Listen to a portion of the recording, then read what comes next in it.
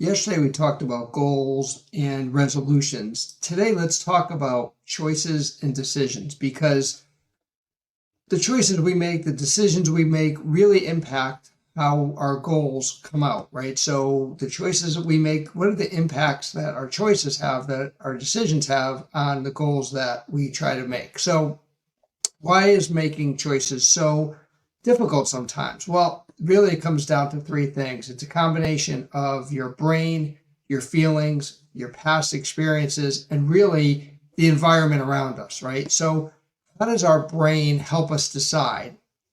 It's different parts of our brain impact us in different ways, like the emotional center, the memory center of our brain help us make choices.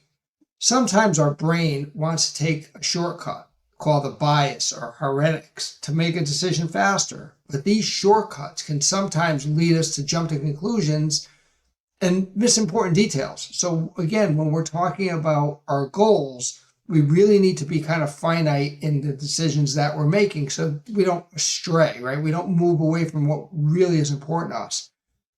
Feelings really impact our decision making, right? How we are at the moment impacts our decision making, which ultimately can impact our goals. So emotions matter. How you're feeling can affect your choices.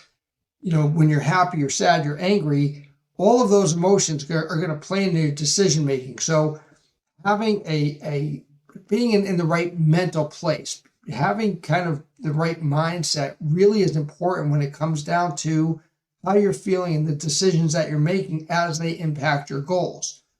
What drives us? We talked about this yesterday. It could be a really big goal, right? Like a job, career change, buying something, a large purchase. Really, those are important things that you really have to be paying attention to. So what drives us is really important in the whole goal setting process.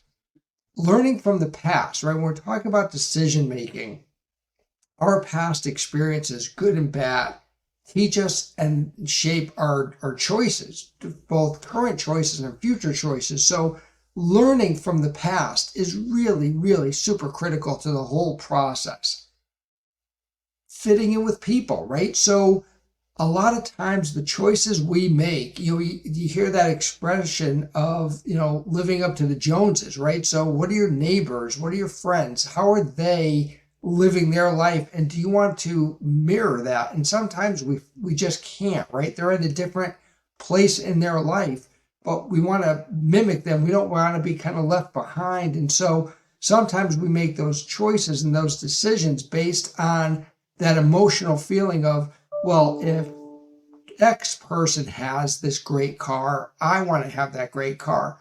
And the reality is maybe you can't afford that great car, but you want to have that impression. You want to have that social status. And so you make the wrong decision for the wrong reasons. So people and culture around you really kind of impact those decisions that you're making. So you need to really kind of live within yourself, live within your means. And when you're making those decisions, do what's really right for you, because at the end of the day, you're not impacting anyone else but yourself by making those kind of decisions. It kind of goes to the same point of our surroundings, where we live, people around us, our family, our friends. Sometimes they'll actually want to sway the decision that you're making. You have an idea in your mind of what you want to do, but then you go out for that second opinion. Like when you go to the doctor and just want to get that second opinion, sometimes you'll reach out to a family member, a friend, and say, hey, what do you think?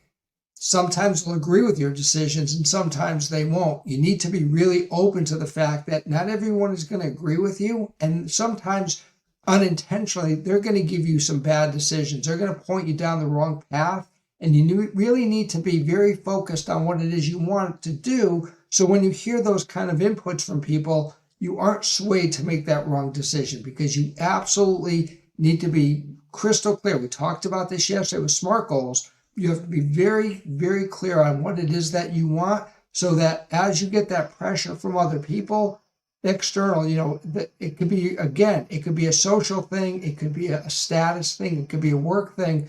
You don't want to be influenced by people who are going to push you to make decisions that really you can't substantiate and you can't back up, because at the end of the day, you're the one who's going to be responsible for those decisions. Look at the big picture of what it is that you're trying to achieve and understand how those decisions that you make impact your goals, impact your life. Having that plan, formulating that plan of knowing this is what I want, and making those decisions based on all of the things around you. So your economic situation at the moment, your relationship situation at the moment, where are you today? What's important to you today? What's important to you tomorrow? And how are you going to get there?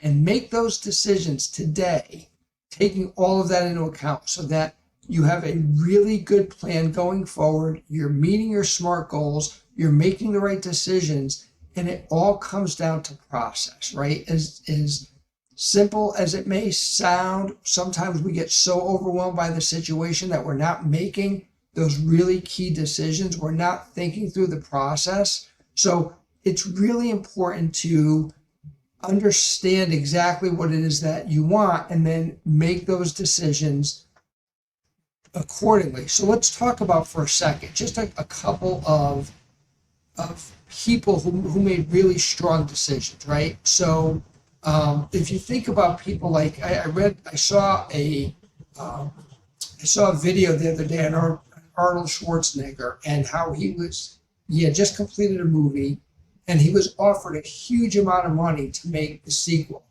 and he turned it down because he said at that point in time it wasn't the right time to make the movie. And so his decision was, when the time is right, we're going to make this huge blockbuster movie, and I'm going to give up that huge sum of money today because I know it's going to have a bigger impact in the future.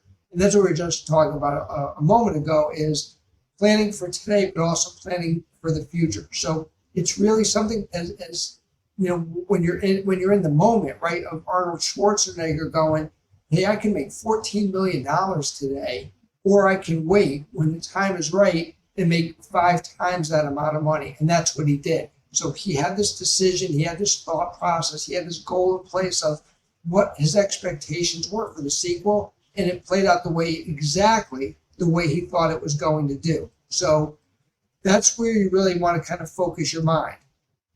Let's talk about the ripple effect that your choices have on your life and those around you. So you make a financial decision today that you think is great for the moment, that puts you in a place where you want to be at the moment.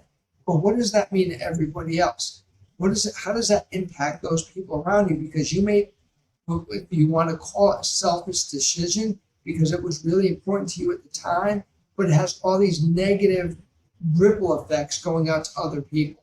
So when you're making those decisions, when you're setting your goals, don't think about it just for you. Think about it for the people around you and the impact it's going to have on them. Maybe you're willing to take the chance. Maybe you're willing to take that gut chance and say, hey, I think this is really going to work.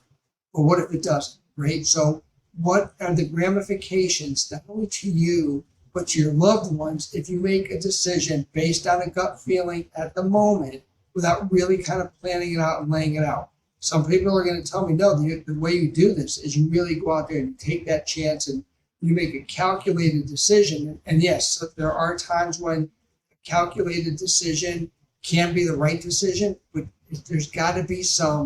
there has to be some real merit behind it. There has to be some real thought behind it. There has to be some real research behind it before you make a decision that's going to impact those people around you.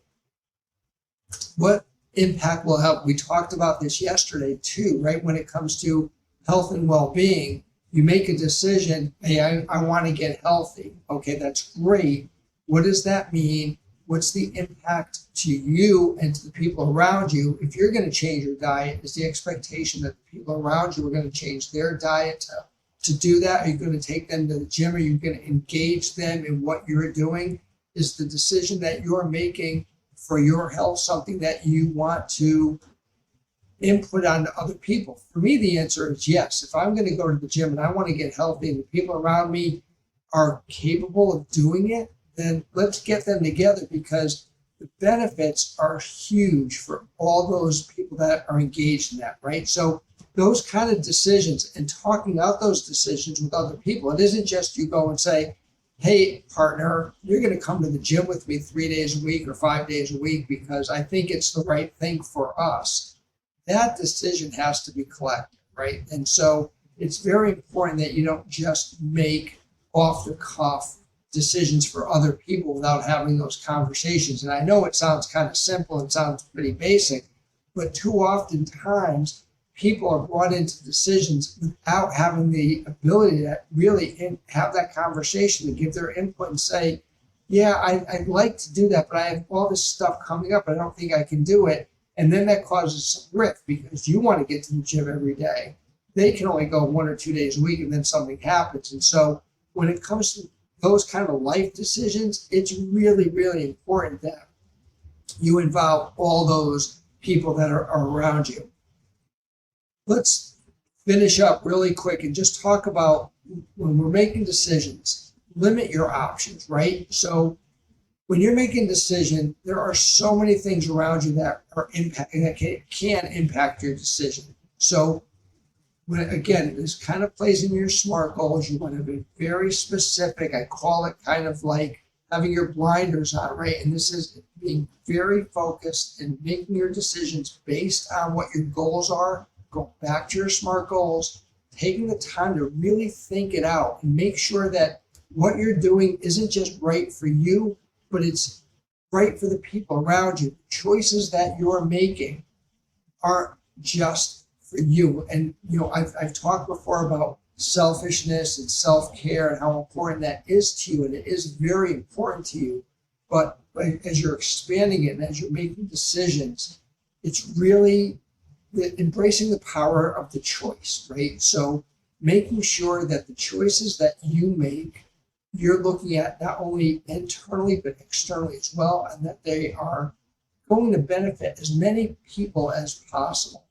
There's nothing wrong with making decisions and choices that are right for you at the moment, but I think collectively you want to look at it in a little bit broader way, so to make sure that everybody that's involved, that everyone that needs to be involved kind of in the decisions that you're making are involved in the decisions that you're making.